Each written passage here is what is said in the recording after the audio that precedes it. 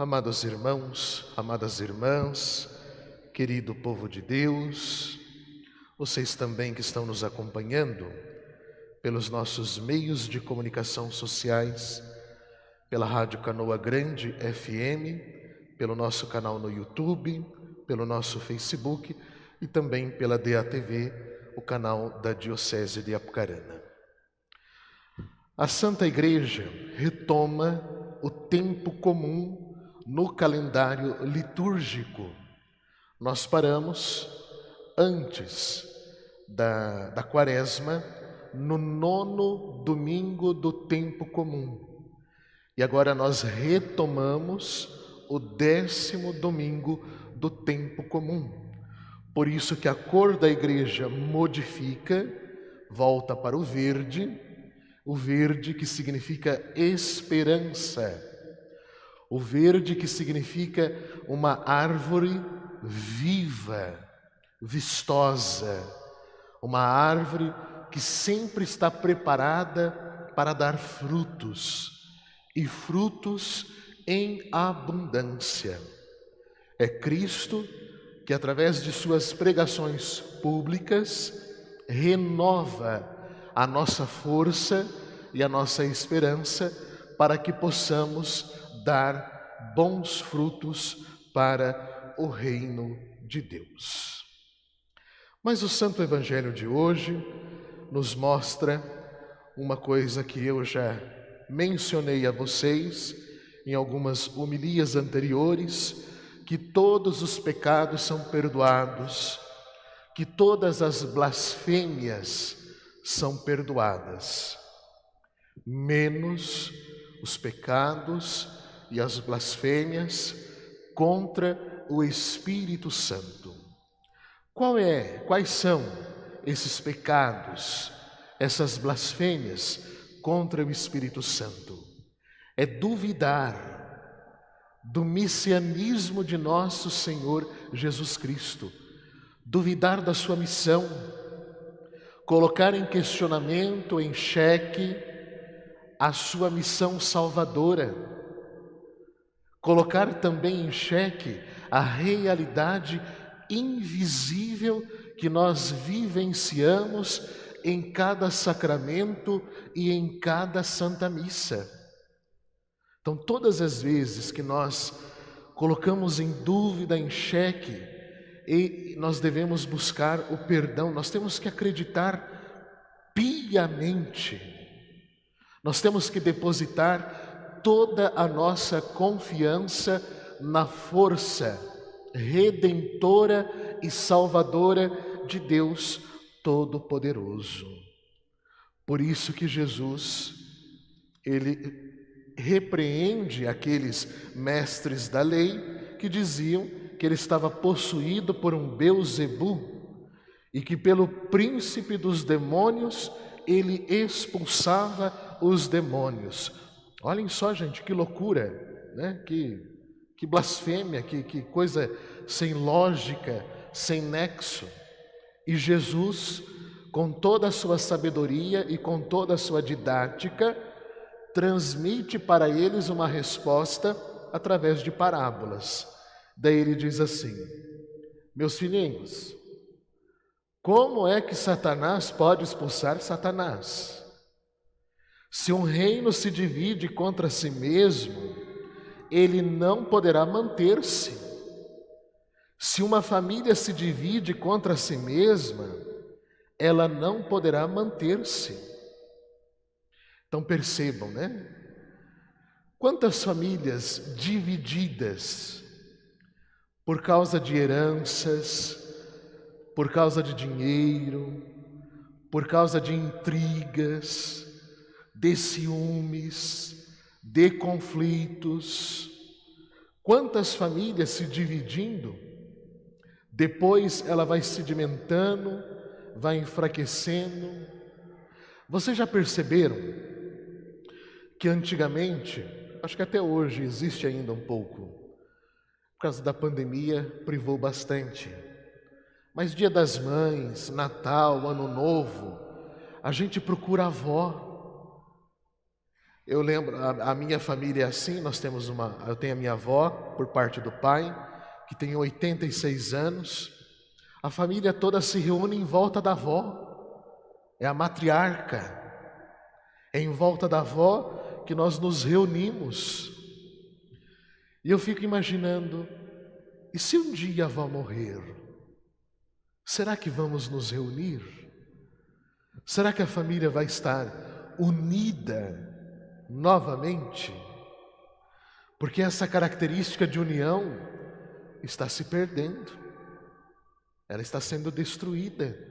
A cada dia que passa, está sendo destruída. E nós nos perguntamos, o que será que vai nos unir? O que nos une? Perceberam que Jesus, em todo momento, faz um apelo para nós de união. Jesus veio unir, Jesus não veio dividir. Jesus veio fortalecer a unidade, a comunhão, comum, união, comunhão, e não a divisão. Não é a divisão de famílias, não é a divisão de igrejas, não é a divisão de nada, mas é a união de todos. O próprio Cristo nas Sagradas Escrituras disse: o meu desejo é que todos façam parte de um mesmo rebanho e que tenham um só pastor. As Sagradas Escrituras é um apelo para a unidade, para o fortalecimento da comunhão e não da divisão. E nós sabemos quem é aquele que divide, aquele que sedimenta. É o diabo. Diabolon, dividir. O significado de diabo, dividir. Jesus veio para unir, o diabo veio para dividir. Pois bem, depois Jesus fala sobre a blasfêmia contra o Espírito Santo, e depois todos nós somos pertencentes à família de Jesus Cristo. Gente, nós temos que estar unidos a Jesus. Nós temos que estar ligados em Jesus. Sabe por quê? Porque se nós estivermos unidos de forma intrínseca a Jesus Cristo, nós vamos enxergar uma outra realidade.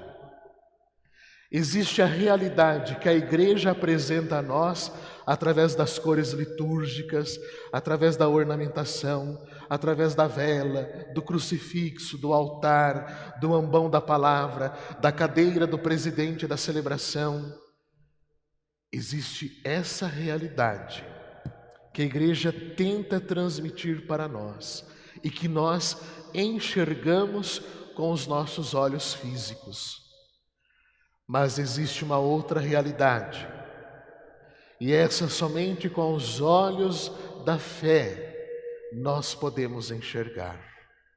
Prova disso, na segunda leitura, peguem o folheto de vocês, a segunda leitura, que é da segunda carta de São Paulo à comunidade dos Coríntios. Peguem lá o versículo 16.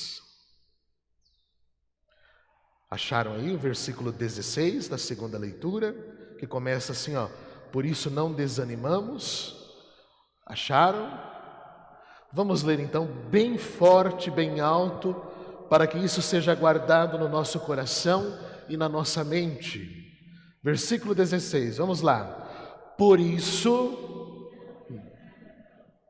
mesmo se o homem exterior se vai arruinando, o nosso homem interior, pelo contrário, vai se renovando dia a dia. Continuando, com efeito, o volume insignificante de uma tribulação momentânea, mais forte. Versículo 18, mais forte. E isso acontece voltamos os nossos olhares para as coisas invisíveis e não para as coisas visíveis. Pois o que é visível é passageiro, mas o que é invisível é eterno. Isso, pare por aí. Gente, olhem só que sabedoria de São Paulo, falando da vida eterna, falando de uma outra realidade na nossa vida. Existe o homem exterior, mas existe um homem interior. Existe uma Toninha exterior e existe uma Toninha interior. Existe um João Macuco exterior e existe um João Macuco interior. O João Macuco exterior tem que comer arroz e feijão e um espetinho, né? Esses dias o João Macuco fez espetinho na grelha, não na churrasqueira elétrica, né? Mas existe o João Macuco interior, e esse também tem que ser alimentado, esse também tem que ser nutrido com a força do Espírito Santo. Depois, ele vai falando assim, olha, por mais que o volume seja insignificante, de tribulação momentânea, isso nos acarreta para nós uma glória eterna incomensurável. O que nós estamos buscando? Na verdade, o que nos une neste mundo? O que une a família? Será o que une a família? É uma casa confortável? Será que une a família? É o meu desejo de ter um carro de última geração, 0 quilômetro? Será o que une a família? É o desejo de posses, prazeres, riquezas? Ou o que me une é Jesus Cristo? O que me une? Nós não estamos aqui dizendo que você não possa ter o seu carro, sua casa, suas posses, suas riquezas. Muito pelo contrário. Deus quer todo mundo de forma digna e todos têm que conquistar com o suor do seu trabalho aquilo que você deseja, aquilo que você almeja. Mas tudo isso passa. Quando você morrer, você vai colocar a sua casa no caixão? Não. Quando você morrer, você vai colocar a sua moto, os seus carros dentro do caixão? Não. Quando você morrer, você vai levar as suas posses, as suas riquezas no caixão? Não. Nem você terá condições de ser levado. Você vai ser levado por alguém dentro do caixão. Então não adianta ter essa soberba, esse nariz empinado e achar que aqui nós somos o bem bom de tudo. Não, não. Nada adianta ter aqui se nós não temos ali. Que isso fique bem claro, vocês ensinem as outras pessoas. Nada adianta ter aqui se nós não temos ali. Se nós não temos o céu, se nós não temos a vida eterna. Depois, olha aqui, ó. Isso acontece porque voltamos os nossos olhares para as coisas invisíveis e não para as coisas visíveis. Pois o que é visível é passageiro. Tudo isso é passageiro. Mas o que é invisível é eterno. Gente, existe uma realidade invisível na Santa Missa que nós temos que enxergar. Existe uma realidade invisível nos sacramentos que nós temos que enxergar. Existe uma realidade invisível dentro da igreja que nós temos que enxergar. E nós temos que querer, desejar enxergar. Por isso que eu quero que vocês repitam o que eu vou disser aqui. Eu quero Deus. Falem todos. E querem mesmo? Será que vocês querem Deus? Vocês não querem o conforto em primeiro lugar, não? Vocês não querem as posses e as riquezas em primeiro lugar, ou vocês querem Deus? Vamos repetir mais forte. Eu quero Deus. Eu desejo Deus. Eu vou possuir Deus. Isso, e nós temos que tomar posse, que em primeiro lugar tem que estar Deus, depois as outras coisas, depois as coisas mundanas que passam, casa, carro e assim por diante. Mas é Deus, Deus em primeiro lugar. Por quê? Pegue agora o último versículo da segunda leitura e vocês vão ver por que nós temos que desejar Deus, nós temos que querer Deus, nós temos que buscar Deus incansavelmente com todas as nossas forças, com todas as nossas energias. Se eu estou fraco, busco a Deus. Se eu estou forte, busco a Deus. Se eu estou na lama, busco a Deus. Se eu estou bem, busco a Deus. Não importa. Buscar Deus sempre. Por quê? Vamos ler bem forte, bem alto, para finalizar a nossa homilia de hoje. Vamos lá? De fato, tenda em que moramos neste mundo for destruída, Deus nos dá uma outra moradia no céu, que não é obra de mãos humanas, mas que é eterna. Vocês viram que lindo? Olha que coisa maravilhosa! Aqui passa, mas Deus não passa. Deus é eterno.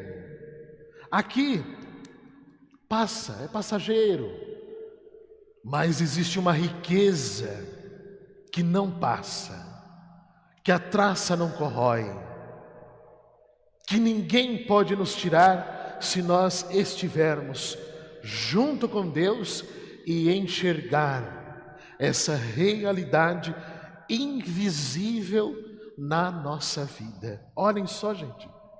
Se a nossa tenda que moramos neste mundo for destruída, Deus nos dá uma outra moradia no céu, que não é obra de mãos humanas, mas que é eterna. Louvado seja nosso Senhor Jesus Cristo.